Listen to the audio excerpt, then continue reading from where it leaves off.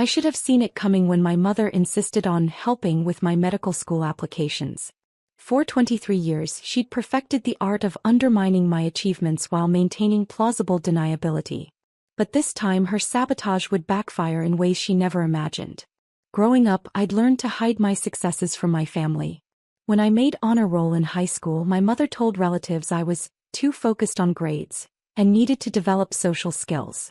When I graduated summa cum laude from my undergraduate program in biochemistry, she explained to the extended family that book smarts didn't translate to real-world competence. When I scored in the 98th percentile on the MC, she worried aloud to anyone who'd listen that I was setting myself up for disappointment. The pattern was always the same. I'd achieve something significant, feel a moment of pride, then watch my mother systematically diminish it. She had a gift for finding the one angle that would make my accomplishments seem either insignificant or concerning. Too academic meant I lacked practical skills. Too driven meant I was obsessive. Too successful meant I was headed for a spectacular fall.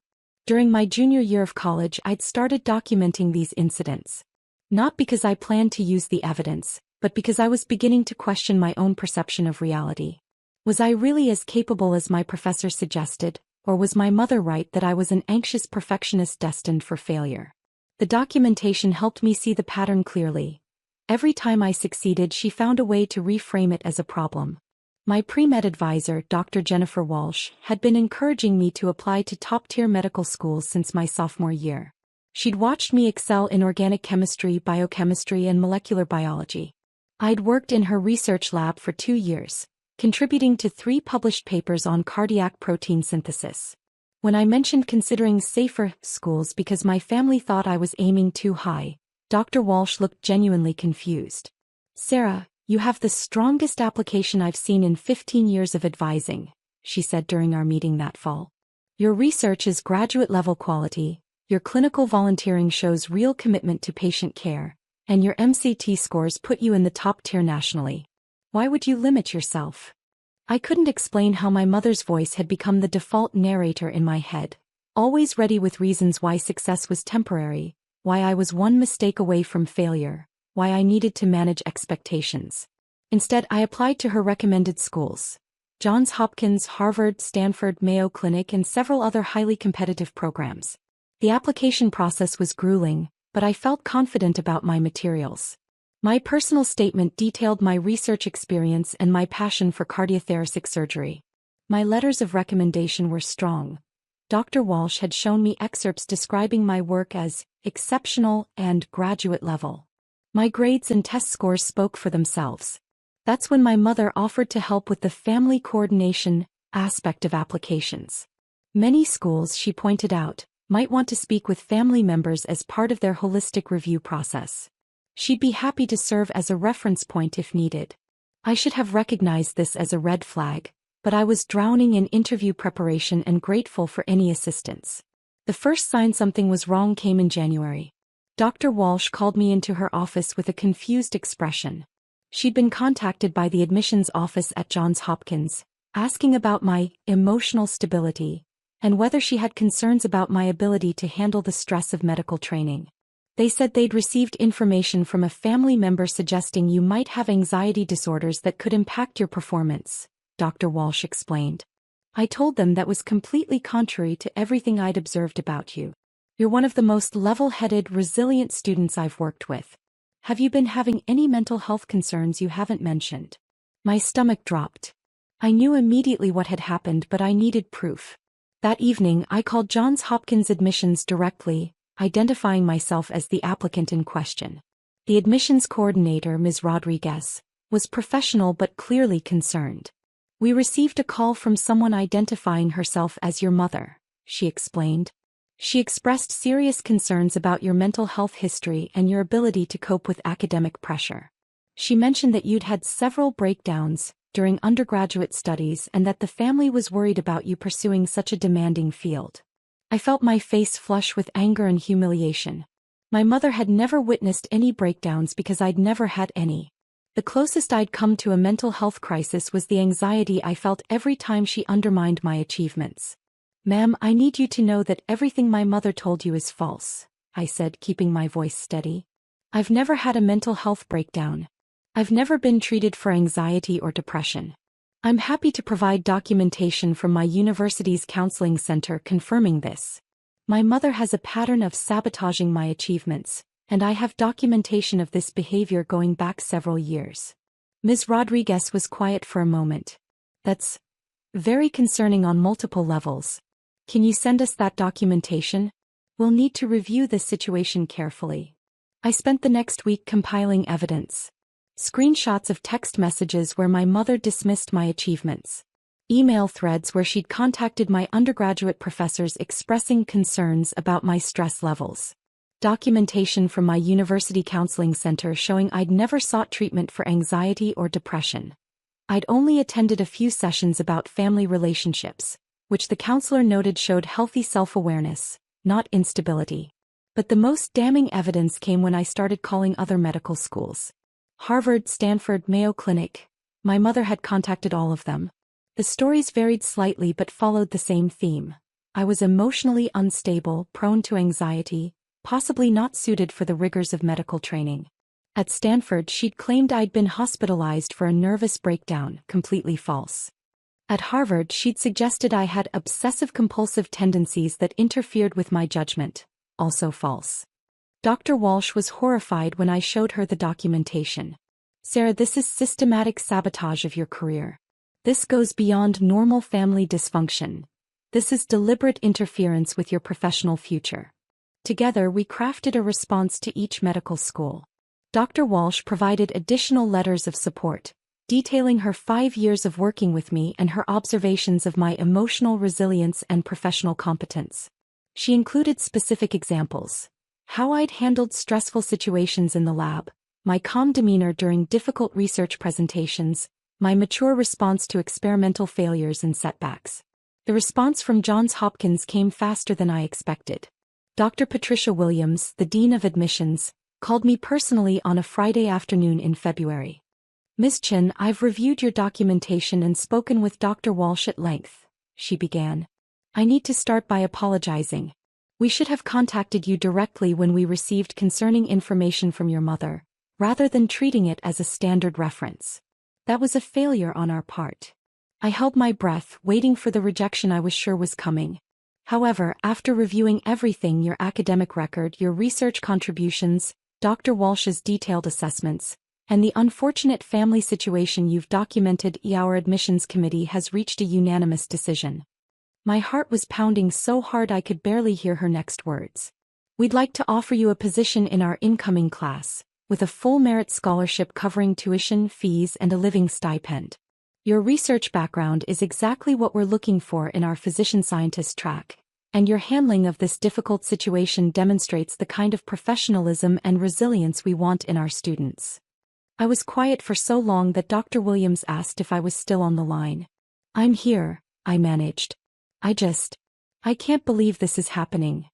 Additionally, she continued, we'd like to offer you a research position in our cardiac surgery lab, working with Dr. Michael Torres on proteomics research. Dr. Walsh shared your published work with him, and he's very interested in continuing that research direction with you. After I hung up, I sat in my dorm room staring at my phone. I'd gone from thinking my medical career was over to receiving a full scholarship at one of the nation's top medical schools. And the opportunity to work with Dr. Torres, whose research I'd been following for years. The other schools followed suit. Harvard offered admission with significant financial aid. Stanford extended an interview invitation with a note apologizing for the miscommunication regarding my application. Mayo Clinic not only offered admission but invited me to their selective research track program. But Johns Hopkins felt right. Dr. Williams had handled the situation with professionalism and genuine concern for me as both an applicant and a person. Dr. Torres's research aligned perfectly with my interests. And frankly, after what I'd been through, the full scholarship felt like validation that my achievements were real and valuable. The hardest part was deciding how to handle my family. I'd accepted that my mother would never be truly supportive, but I hadn't expected active sabotage of this magnitude. Dr. Walsh suggested I meet with a counselor to process the situation, and I'm grateful I took her advice. The counselor, Dr. Lisa Park, helped me understand that my mother's behavior wasn't about concern for my well-being, it was about control. As long as I believed I wasn't capable of major achievements, I'd remain dependent on her validation and guidance. My success in medical school would represent a level of independence and recognition that threatened her position in my life. What she did wasn't just unsupportive, Dr. Park explained. It was a deliberate attempt to sabotage your future. That's not normal family concern. That's sabotage motivated by her own psychological needs. Armed with this understanding, I made a decision about boundaries. I would tell my family about my acceptance to Johns Hopkins, but I wouldn't discuss the circumstances or give them opportunity to undermine this achievement. I called my parents on a Sunday evening in March. I wanted to let you know that I've been accepted to Johns Hopkins Medical School with a full scholarship, I said simply. There was silence on the other end. Then my mother's voice, tight with something I couldn't identify. That's wonderful, honey. I'm sure you'll do fine. My father was more enthusiastic, genuinely proud and excited. But I could hear my mother in the background, and I knew she was already formulating ways to diminish this achievement. Sure enough, within minutes she was expressing concerns about the workload, the stress, whether I'd be able to handle living so far from home. I'll be fine, Mom, I said firmly. I'm very well prepared for this and I have excellent support systems in place. After I hung up, I felt a strange combination of sadness and relief. Sadness that my mother couldn't simply be proud of my achievement. Relief that I finally understood her behavior well enough to protect myself from it. The real consequences for my mother came gradually, through social channels I hadn't anticipated. Word spread through our community about my Johns Hopkins acceptance and full scholarship. Neighbors, family, friends, and relatives began congratulating my parents on their daughter's incredible achievement. My aunt threw a small celebration dinner, inviting extended family to honor my acceptance. But as people learned more details, that I'd been accepted to multiple top programs, that I'd received significant research opportunities, that I'd essentially earned a free medical education at one of the world's best institutions, they began asking my mother more pointed questions about her earlier comments. My aunt later told me that several relatives had mentioned my mother's previous statements about my being too anxious for medical school, her concerns about my emotional stability, her suggestions that I should consider less demanding career paths. Now those comments looked not prescient, but deliberately undermining. People are wondering why you are so negative about Sarah's abilities when she's clearly exceptional, my aunt said during one of our regular phone calls. Especially after the Johns Hopkins news came out. It doesn't look good, honey. My mother's book club friends, her church group, her neighbors, they'd all heard her express concerns about my career choices over the years. Now they were seeing those concerns completely contradicted by objective measures of success. The cognitive dissonance was uncomfortable for everyone involved. The most significant consequence came from an unexpected source. My high school guidance counselor, Mrs. Patterson, contacted me after hearing about my medical school acceptance. She wanted to congratulate me, but she also had something concerning to share. Sarah, I don't know if you remember, but your mother contacted me several times during your senior year expressing concerns about your college aspirations, she said. She suggested you might be setting unrealistic goals, that you might not be emotionally equipped for pre-med studies. I noted those conversations in your file and frankly they influenced some of my advice to you. I did remember Mrs. Patterson suggesting I consider backup plans, and encouraging me to apply to less competitive colleges. At the time, I'd assumed she was just being realistic about admissions odds. Given your incredible success, I've been reviewing those interactions, and I realize I may have inadvertently limited your opportunities based on incorrect information from your mother. I wanted to apologize, and I also wanted to ask if this pattern of interference has continued. When I explained what had happened with my medical school applications, Mrs. Patterson was appalled. She also mentioned that she'd been in contact with other guidance counselors in our district, sharing best practices for supporting high-achieving students. My story had become a cautionary tale about the importance of independent verification when family members express concerns about students' capabilities. We're implementing new protocols to ensure this doesn't happen to other students, she told me. No family input will be considered without direct confirmation from the student, and we're training counselors to recognize signs of family sabotage. Meanwhile, I was thriving in my preparation for medical school. Dr. Torres had invited me to join his research team early, working on projects over the summer before classes began. I was contributing to grant applications, helping design experiments, and learning surgical techniques I wouldn't normally encounter until much later in my training. Dr. Williams checked in with me regularly, ensuring my transition was going smoothly. The Hopkins community had embraced me completely, and I was finding mentors and friends who supported my ambitions without reservation. For the first time in my life, I was surrounded by people who saw my achievements as exciting rather than concerning. My mother's attempts to contact the medical school continued sporadically. Dr. Williams's office forwarded me a few messages where my mother had called expressing ongoing concerns about my adjustment to medical school. Each time, the admissions office would note the call, thank her for her concern, and then delete the message without taking any action. "We flagged your file early on," Dr. Williams explained. "Any communication from your family members gets filtered through our office first.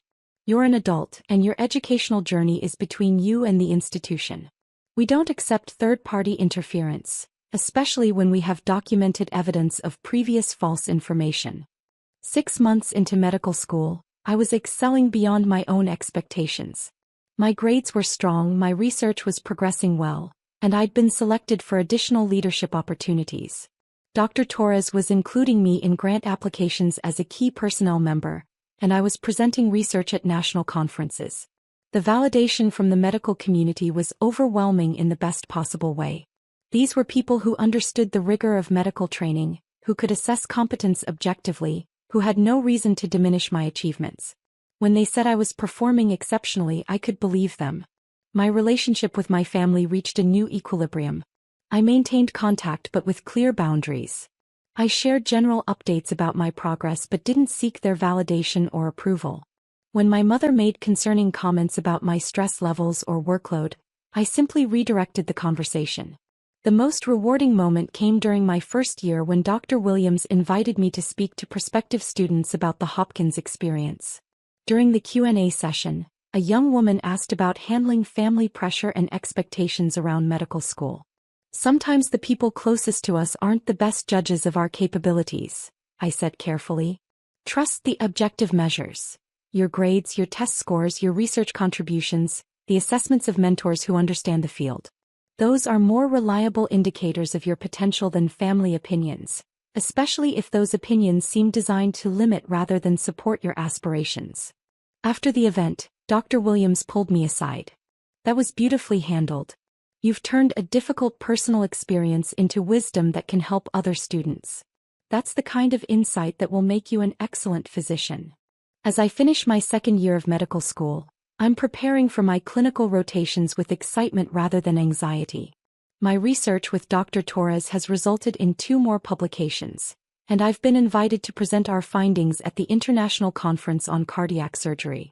My grades consistently place me in the top 10% of my class, and I've been selected for the Honor Society in several leadership positions. More importantly, I've learned to trust my own assessment of my capabilities. The voices in my head now belong to mentors and colleagues who've seen my work and believe in my potential. When challenges arise, and they do because medical school is genuinely difficult, I have a support system that helps me problem solve rather than questioning whether I belong here. My mother still occasionally makes comments about the stress of medical school or wonders aloud whether I'm taking care of myself emotionally. But those comments no longer have the power to undermine my confidence. I know objectively that I'm thriving, that my professors respect my work, that my research is contributing to important medical advances. The full scholarship from Johns Hopkins didn't just pay for my education. It provided validation that my achievements were real, substantial, and worthy of investment. When one of the world's leading medical institutions chooses to invest in your future, it's hard to argue that you're not capable of success. I recently received an email from Mrs. Patterson, my high school guidance counselor, with an update that made me smile. She'd implemented new protocols in her department, and they'd identified 3 other students whose families had been systematically undermining their academic aspirations. With proper support and objective assessment, all 3 were now attending competitive universities and thriving. "Your story changed how we approach family dynamics in academic counseling," she wrote. "We're now trained to recognize sabotage disguised as concern, And we're much better at protecting students from this kind of interference. You've probably helped dozens of students you'll never meet. That feels like the best possible outcome from a painful experience. My mother's sabotage not only failed to derail my career, it ultimately led to stronger support systems for other students facing similar challenges. Sometimes the most devastating betrayals create opportunities for the most meaningful victories. Next year, I'll begin my clinical rotations in cardiac surgery. Dr. Torres has already arranged for me to observe several procedures and assist with research projects in the cardiac unit. My dream of becoming a cardiothoracic surgeon feels not just possible but inevitable, supported by mentors who believe in my abilities and an institution that has invested in my success. The girl who once questioned her own competence because of her mother's constant undermining has become a medical student whose research is changing cardiac surgery protocols. The transformation didn't happen overnight, but it was absolute. And it started with one phone call from a dean who chose to believe in my potential rather than my mother's sabotage.